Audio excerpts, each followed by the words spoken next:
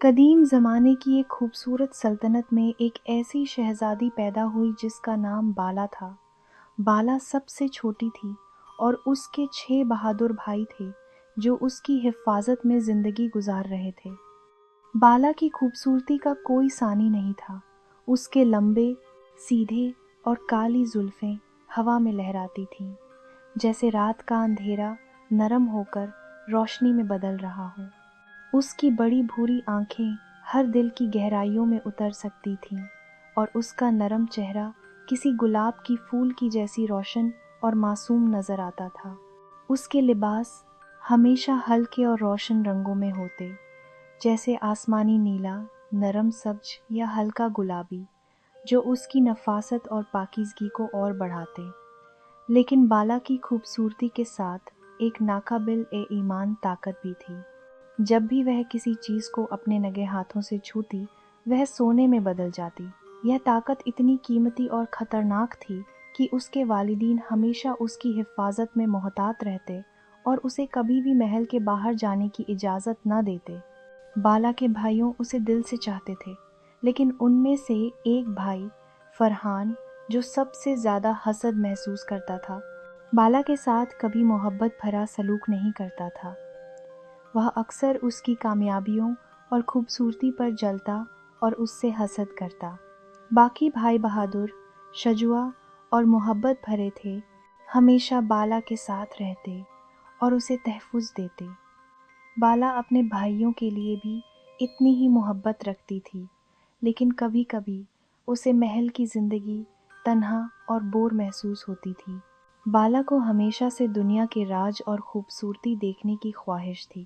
وہ اکثر محل کی چھت پر جا کر باغات، ندی اور پہاڑ دیکھتی اور دل میں سوچتی، کاش میں بھی دنیا دیکھ سکتی۔ محل کے اندر زندگی شاندار اور آرام دہ تھی، لیکن بالا کی روح آزاد ہونے کی طلب میں جل رہی تھی۔ ایک دن اس نے فیصلہ کیا کہ وہ باہر نکلے گی، مگر اپنی طاقت کے خطرے سے بچنے کے لیے دستانے پہن لیے۔ جب بالا نے پہلی بار محل کی دیوار سے باہر قدم رکھا تو ہوا میں خوشبو رچی ہوئی تھی۔ پھولوں کے رنگ اس کی نظروں کو کھیرا کر رہے تھے اور پرندوں کی چہچہاہٹ اس کے دل کو خوشی سے بھر رہی تھی۔ وہ ہر چیز کو غور سے دیکھتی، ہر پتا، ہر پھول، ہر پرندے سے بات کرتی ہوئی محسوس ہوتی۔ پہلی بار اسے ایسا لگا جیسے وہ دنیا کی حقیقی خوبصورتی کو محسوس کر رہی ہے۔ وہ ہر لمحے کو اپنی آنکھوں میں سمو رہی تھی اور دل میں خوشی کے سمندر میں ڈوب رہی تھی۔ لیکن قسمت نے اسے دھوکہ دیا۔ ایک لمحے کی لاپرواہی میں اس نے اپنا ایک دستانہ گم کر دیا۔ جب اس کا ہاتھ زمین پر پڑا، ایک چھوٹا سا پتھر فوراً سونے میں ہو گیا۔ یہ منظر ایک لالچی آدمی کی نظر میں آیا، جو دور سے بالا کی طاقت کے بارے میں سن کر آیا تھا۔ اس نے فوراً بالا کو قابو کر لیا اور اسے اپنے ساتھ لے گیا تاکہ وہ اس طاقت کا ناجائز فائدہ اٹھائے۔ بالا خوفزدہ اور تنہا تھی، اس کی آنکھوں میں آنسو اور دل میں مایوسی تھی۔ وہ اپنی بہادری کے باوجود ہچکچاہٹ محسوس کر رہی تھی اور ہر لمحہ اپنے بھائیوں کو یاد کر رہی تھی۔ جب بالا کے بھائیوں کو اس کے غائب ہونے کا پتہ چلا تو وہ فوراً تلاش پر نکلے۔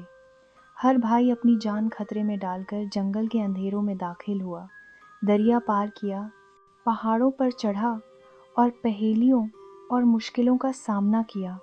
ایک بھائی زخمی ہوا، دوسرا لگ بھگ ڈوبنے والا تھا اور ایک بھائی قید ہو گیا۔ سب نے اپنی بہادری اور قربانی سے بالا کی حفاظت کے لیے سب کچھ کیا، لیکن فرحان، جو حسد اور جلن سے بھرا تھا، اپنے آپ کو سب سے زیادہ فائدہ اٹھانے والا سمجھتا تھا اور بالا کے نقصان میں مدد کرنے کا منصوبہ بنایا۔ لالچی آدمی بالا کو ایک دور دراز جنگل میں لے گیا، جہاں ایک جادوگرنی رہتی تھی۔ جادوگرنی بالا کی خوبصورتی سے جلتی تھی اور اس نے بالا پر جادو کر دیا تھا کہ اس کی خوبصورتی اور اطمینان کو ختم کر سکے۔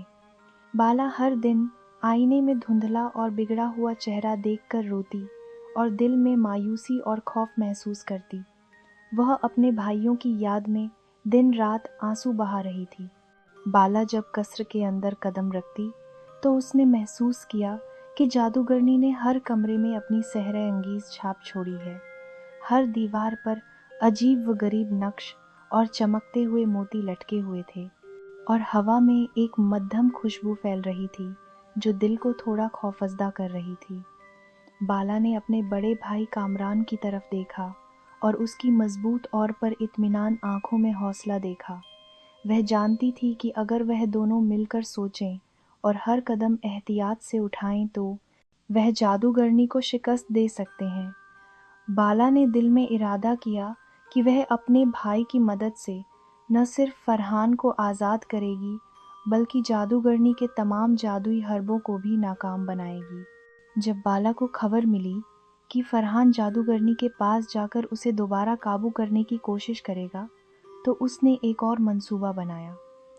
فرحان جادوگرنی کے پاس گیا اور اسے کہا کہ وہ بالا کو پکڑنے میں مدد کر سکتا ہے، لیکن جادوگرنی نے اسے دھوکہ دے کر خود فرحان کو قید کر لیا۔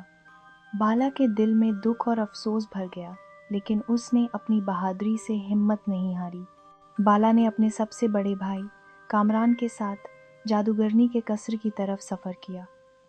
بالا کو یاد تھا کہ جادوگرنی نے اپنی طاقت کے لیے ایک چمکدار پانی چھپا رکھا ہے جو قید میں بند لوگوں کو آزاد کر سکتا ہے۔ بالا اور کامران نے قصر میں داخل ہو کر چالاکی سے چمکدار پانی حاصل کیا اور فرحان کی قید کھول دی۔ فرحان نے اپنی حرکت پر شرمندگی محسوس کی اور بالا سے معافی مانگی۔ چمکدار پانی حاصل کرنے کے بعد بالا اور کامران نے فرحان کی قید کھولنے کے لیے چالاکی سے راستے بنائے۔ فرحان جب اپنی قید سے آزاد ہوا تو اس کے چہرے پر شرمندگی اور شکر گزاری دونوں کے تاثرات تھے۔ بالا نے اسے معاف کیا، لیکن اس نے فرحان کو سبق بھی دیا کہ حسد اور غلط فیصلے صرف نقصان لے کر آتے ہیں۔ اس لمحے سب بھائیوں نے ایک دوسرے کی اہمیت اور بھائی چارے کی طاقت کو سمجھا، اور بالا نے دل میں فیصلہ کیا کہ وہ اپنی طاقت کو ہمیشہ محبت، نیکی اور انصاف کے لیے استعمال کرے گی۔ سب بھائیوں نے پھر مل کر جادوگرنی کو شکست دی اور بالا کی خوبصورتی اور اطمینان واپس آیا۔ بالا نے اپنے بھائیوں کی قربانی اور محبت دیکھی اور سمجھا کہ طاقت کے ساتھ ذمہ داری بھی آتی ہے۔ فرحان نے اپنی غلطی سویکار کی، معافی مانگی اور سب بھائیوں کے ساتھ محبت اور عزت سے رہنے کا وعدہ کیا۔ سب واپس محل پہنچے۔ والدین کی خوشی کا کوئی ٹھکانہ نہ رہا۔ بالا نے اپنی طاقت کو نیکی اور دوسروں کی مدد کے لیے استعمال کرنے کا وعدہ کیا۔ سلطنت کے لوگ ان کی بہادری اور محبت کی کہانیاں سن کر خوش ہوئے، اور سب نے سبق سیکھا کہ پریوار کی محبت سب سے بڑی طاقت ہے اور حسد اور لالچ نقصان دہ ہے۔